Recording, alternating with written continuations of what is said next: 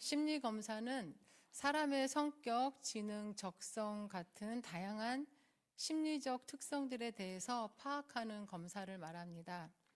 사람의 심리 상태, 성격, 행동은 매우 복잡하고 또 상황에 따라서 변화될 수가 있기 때문에 그것을 검사한다는 것은 또 객관적으로 파악한다는 것은 쉬운 일이 아니지만 심리 치료를 위한 상담에서 내담자를 치료하기 위해 보다 객관적인 질문과 도구를 통해서 검사가 되고 있습니다. 지금은 인터넷을 통해서도 쉽게 접할 수 있게 되어서 많은 사람이 스스로 검사하여서 자신의 상태와 성격을 자가 진단하게 되었습니다. 성격 유형을 알아보는 심리 검사 중에 MBTI라는 심리 검사가 가장 흔하게 이용이 되고 있는데 4, 5년 전에는 10대, 20대 가운데에서 굉장히 유행이 됐었는데 지금은 40대에서 50대가 이 MBTI에 대한 이야기를 많이 하고 있습니다. 성격 유형을 알아보는 검사들을 통해서 어떤 유형의 사람이 좋다, 나쁘다라고 판단하기보다는 내 자신에 대해서는 장점을 개발하고 또 단점을 보완하고 또 타인에 대해서는 그 사람을 이해하고 배려하는 데 적용을 한다면 굉장히 유익하게 될 것입니다. 또한 인간관계에 있어서 상대방의 성향을 잘 파악하고 이해하면 상대방에게 적절하게 맞춰주기도 하고 또 그 사람을 지혜롭게 대응하면서 인간관계에 있어서 소모되는 에너지를 절약할 수 있기도 합니다. 사람의 성향과 심리 상태를 파악하는 MBTI 같은 성격 유형의 심리 검사가 전혀 필요하지 않는 분이 계십니다. 그분은 바로 예수님이십니다. 예수님은 우리의 마음뿐만이 아니라 머리카락 수가 몇 개인지도 다 알고 계신 분이십니다. 그래서 예수님은 공생의 기간 동안에 사람을 대하실 때 그 사람의 문제가 무엇인지 또 아픔이 무엇인지 성향이 어떤지를 너무나 잘 알고 계셨고 그러한 문제와 아픔과 성향에 대해서 지혜롭게 대처하시고 또 해답을 주시기도 하셨습니다. 바리새인이나 서기관 같이 자기 확신이 강하고 또 그 신념에 따라 확고한 실천으로 살아가며 그렇게 살고 있는 것에 대한 자부심이 있었던 지도자들에게는 회칠한 무덤, 독사의 자식들이라고 비난하시면서 정신 차리게 하셨고 또 늘 삶의 문제로 고통스러웠던 사마리아 여인에게는 내가 주는 물은 영원히 목마르지 아니하리라 라고 말씀하시면서 위로와 확신을 주셨습니다. 특히 3년 동안 예수님과 동거동락했던 제자들의 성격을 예수님은 너무나 잘 알고 계셨습니다. 그래서 부활하신 후 예수님은 제자들을 직접 찾아가셔서 만나주시고 또 제자들의 상태에 따라서 말씀해 주시고 치유해 주시고 믿음을 이끌어 주셨습니다. 베드로는 예수님 말씀대로 예수님을 모른다고 3번 부인하고 나서 많이 후회했고 또 부활하신 예수님을 만나서 너무나 기뻤지만 예수님께 너무 죄송하고 또 의기소침해져 있었습니다. 그런 베드로의 상태를 아셨던 예수님은 개인적으로 만나셔서 네가 나를 사랑하느냐라는 질문을 통해서 예수님이 여전히 베드로를 사랑하고 있음을 알려주셨고 또 베드로가 비록 예수님을 부인을 하긴 했지만 여전히 예수님을 사랑하고 계심을 예수님은 잘 알고 있다는 것을 베드로에게 알려주셨습니다. 그리고 성격이 급하지만 충성스러운 베드로에게 사명도 맡겨주셨습니다. 예수님께서 특별히 만나주신 제자가 또 있습니다. 그 사람은 바로 도마입니다. 오늘 본문 말씀 24절을 보시면 12제자 중에 하나로서 디두모라 불리는 도마는 예수께서 오셨을 때에 함께 있지 아니한지라 라고 말씀합니다. 디두모는 쌍둥이 또 이중적인 이란 뜻을 가지고 있는데 쌍둥이 도마는 부활하신 예수님께서 처음 제자들을 찾아오셨을 때에 제자들과 함께 있지 않았습니다. 본문 말씀 19절 말씀을 보시면 부활하신 예수님은 두려워하는 제자들을 찾아가셨습니다. 예수님께서 십자가에 못 박혀 돌아가신 후 제자들은 막달라 마리아로부터 예수님의 부활 소식을 전해 들었습니다. 그러나 제자들은 그 사실을 확실하게 믿지 못하고 있었습니다. 사실 제자들뿐만 아니라 예수님의 죽음을 본 대부분의 사람들은 예수님의 부활 소식을 받아들이기 힘들었습니다. 그러나 제자들은 함께 모여 있었습니다. 예수님의 부활 소식이 혼란스럽고 또 그 말에 대해서 반신반의했지만 예수님이 정말 부활했을지도 모른다는 기대를 가지고 함께 모여서 예수님의 부활에 대한 이야기를 진지하게 나누고 있었습니다. 그러나 제자들은 예수의 도당이라고 하는 유대인들이 자신들을 잡으러 다니지는 않을까 여전히 두려워하고 있었고, 함께 모여 있을 때 모인 곳의 문을 꼭꼭 걸어 잠그고 있었습니다. 그런데 20절 말씀을 보시면 그렇게 반신반의하며 두려워하고 있는 제자들에게 부활하신 예수님이 찾아오셨습니다. 그리고 평강이 있을지어다 인사하시며 제자들에게 먼저 평강을 주셨습니다. 그리고 손과 옆구리를 보여주셨고 제자들은 그제서야 예수님의 부활을 믿고 기뻐했다고 말씀합니다. 예수님은 왜 제자들에게 손과 옆구리를 보여주셨을까요? 제자들이 예수님의 부활을 믿고 있고 또 예수님을 보자마자 기뻐했다면 예수님은 굳이 손과 옆구리를 보여주지 않으셨을 것입니다. 막달라 마리아가 예수님의 무덤을 찾아갔더니 시신이 사라져서 슬피 울고 있을 때 부활하신 예수님은 마리아를 찾아오셨고 마리아야 라고 이름을 부르자 마리아는 자신의 이름을 부르시는 예수님의 음성을 듣고 바로 예수님의 부활을 믿고 기뻐했습니다. 꼭꼭 잠긴 문으로 들어오셔서 너희에게 평강이 있을지어다 말씀하시는데도 여전히 당황스러워하고 있고 부활하신 예수님을 알아보지 못했기 때문에 예수님은 못자국 난 손과 또 창에 찔린 옆구리를 제자들에게 보여주셨던 것입니다. 예수님이 생전에 반복해서 십자가의 죽음과 부활에 대해서 말씀하셨지만 제자들은 그 말씀을 잘 이해하지 못하고 있었다는 것을 예수님은 잘 알고 계셨고 손과 옆구리를 보여줘야만 예수님의 부활을 믿을 것이라는 것을 알고 계셨습니다.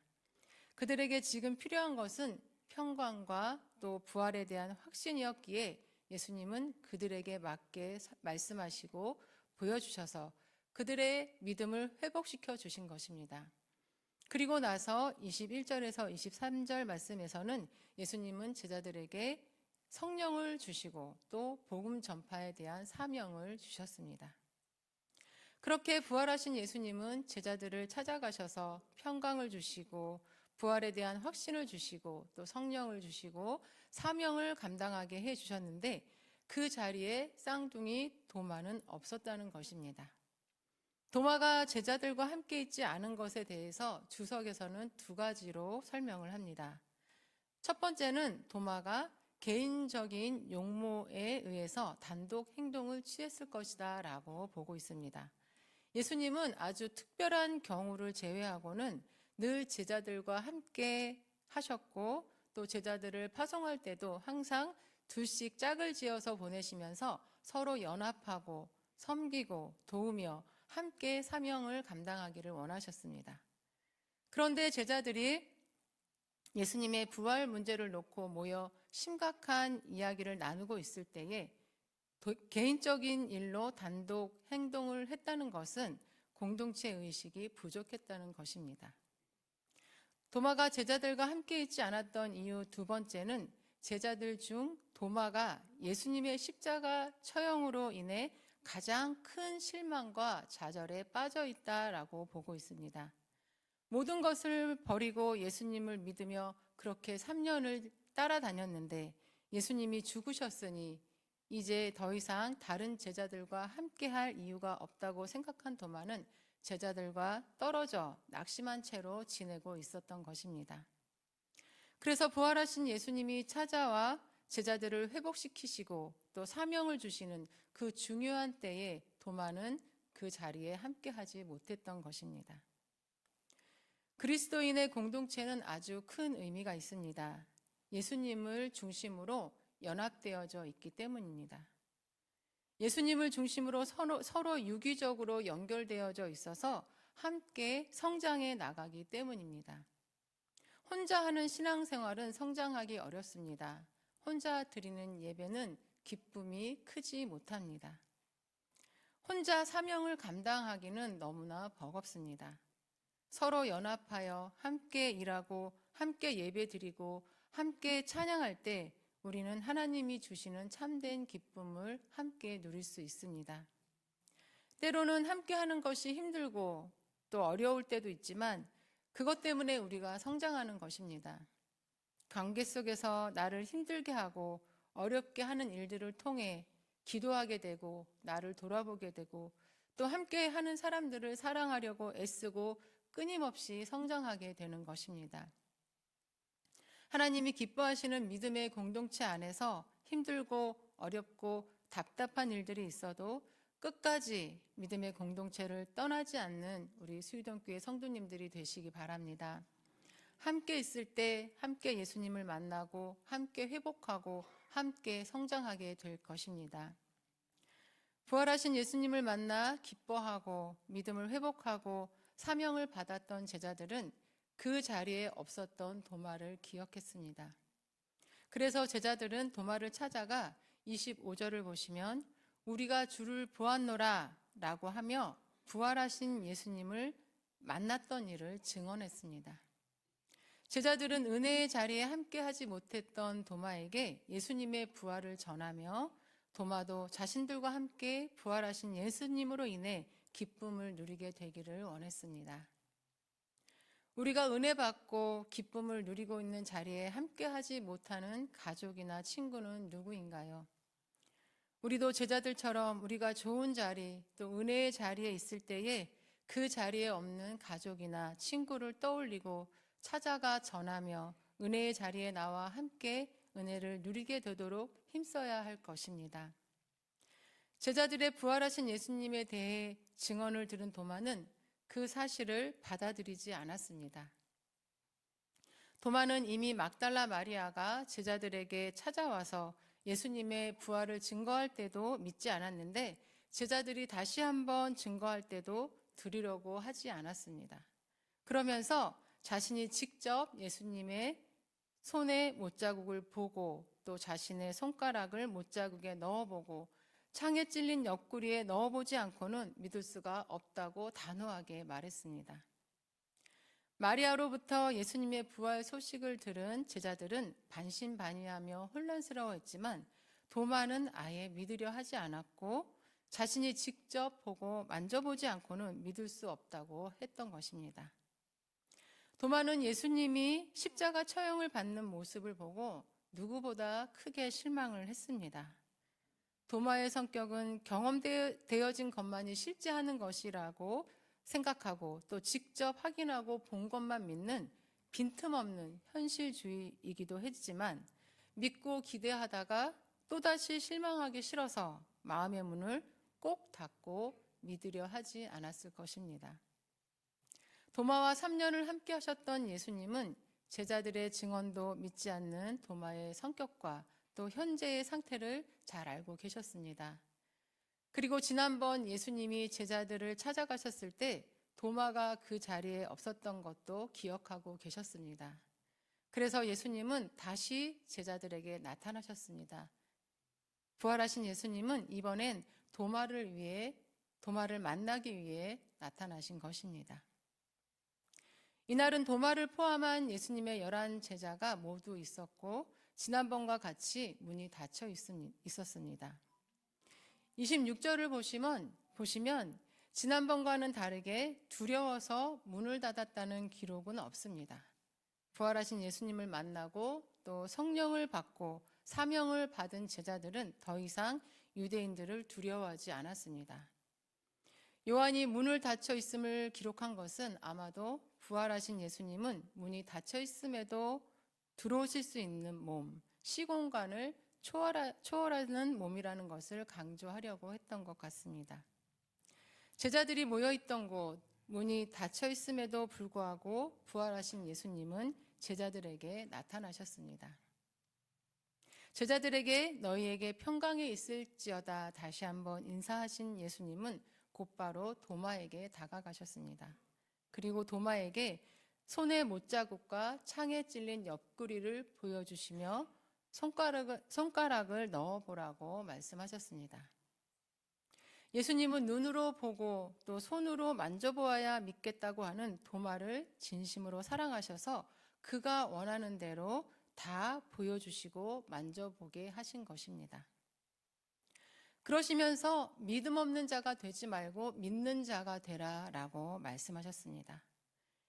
예수님은 우리를 너무나 잘 알고 계신 분이십니다. 우리의 성품과 기질, 또 장점과 단점도 알고 계십니다. 다 아시지만 우리를 정죄하지 아니하시고 판단하지 아니하시는 분이십니다. 예수님께서 가장 원하고 계신 것은 우리의 성품과 기질이 어떻든 우리가 믿음 없는 자가 되지 않고 믿는 자가 되게 하는 것입니다. 믿음이 있어야 구원받고 믿음 안에서 성장하고 믿음 안에서 하나님의 일을 감당할 수 있기 때문입니다. 예수님은 의심하며 믿으려고 하지 않는 도마를 책망하시려는 것이 아니라 믿게 하시려고 직접 도마를 만나 주신 것입니다. 우리 주변에도 의심이 많고 또 쉽게 동참하지 않는 사람들이 있습니다. 우리는 그 사람들을 판단해서는 안 됩니다. 예수님이 그렇게 하셨던 것처럼 우리도 그 사람들의 성향과 기질을 이해하며 납득할 수 있도록 설명해 주면서 기도하며 기다려 주어야 합니다. 동참하지 않는 성도들을 비판하기보다는 함께 할 수 있도록 위로하며 도와야 합니다.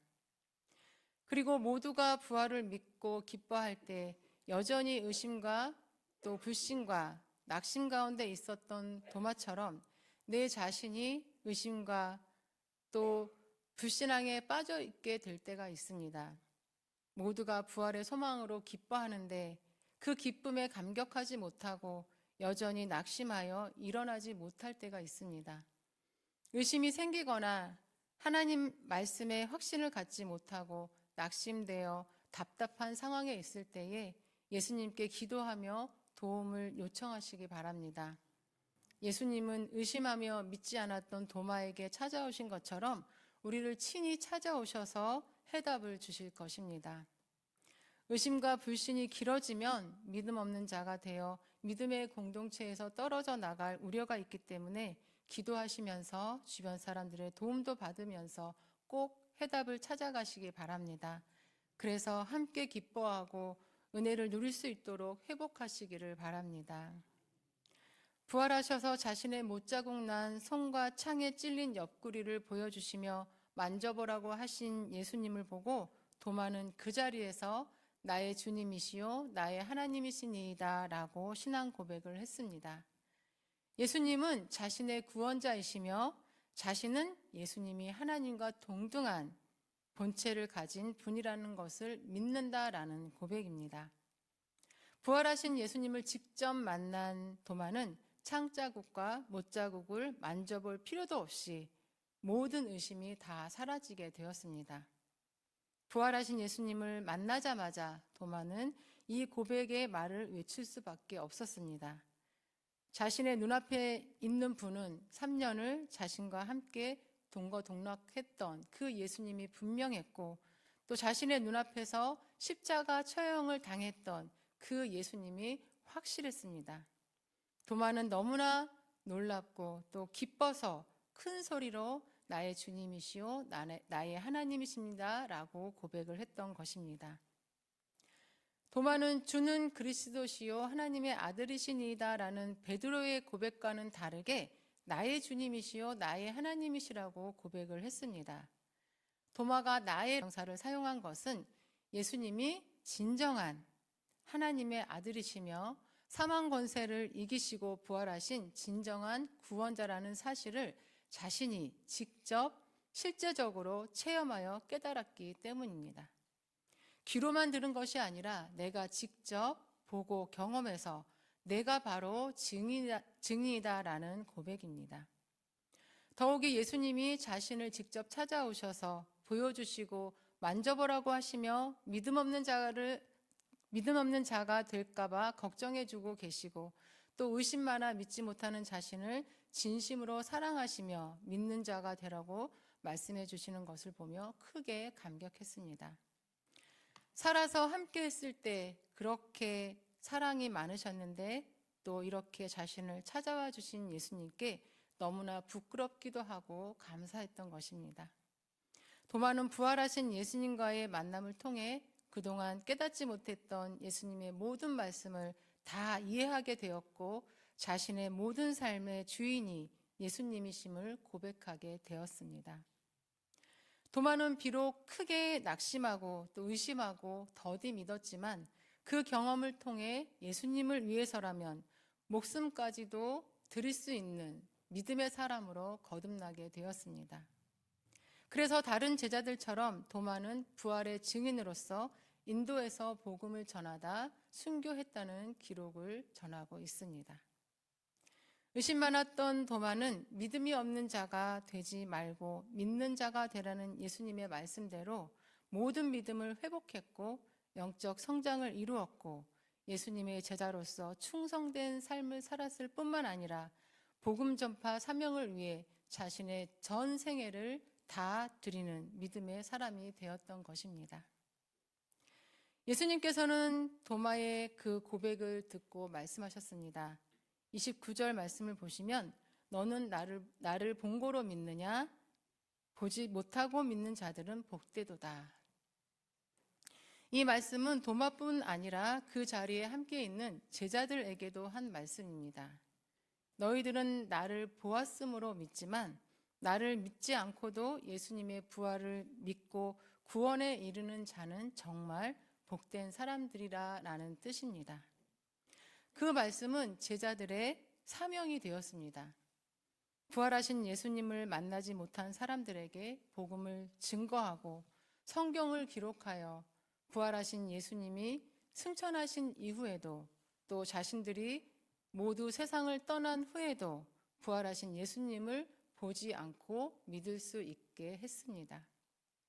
부활하신 예수님이 제자들을 만나 믿는 자가 되게 하신 것은 어느 곳에 있든 어느 시대에 살든 복음 전파와 기록된 성경과 또 성령님의 역사로 누구든 믿음을 가질 수 있게 하시는 복된 일이었습니다.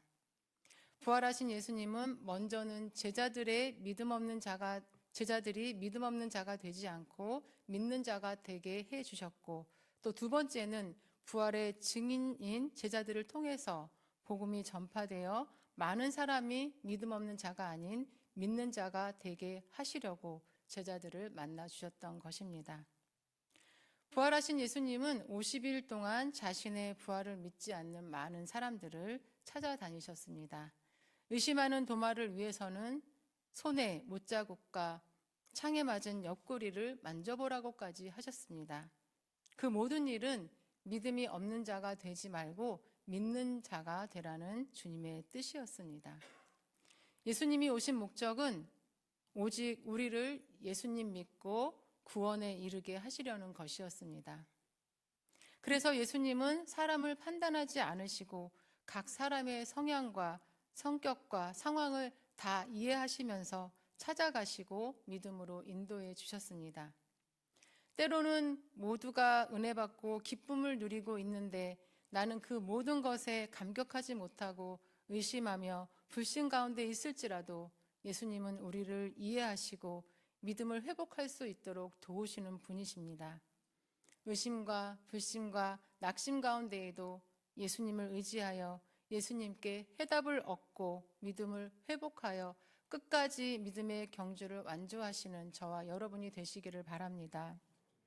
또한 우리 주변에 의심하고 불신하고 낙심해 있는 사람들을 이해하고 또 함께 믿음의 길을 갈 수 있도록 도와서 하나님이 기뻐하시는 믿음의 공동체를 이루어 나가시는 저와 여러분이 되실 수 있기를 간절히 바랍니다. 이 시간 함께 기도 드리시겠습니다.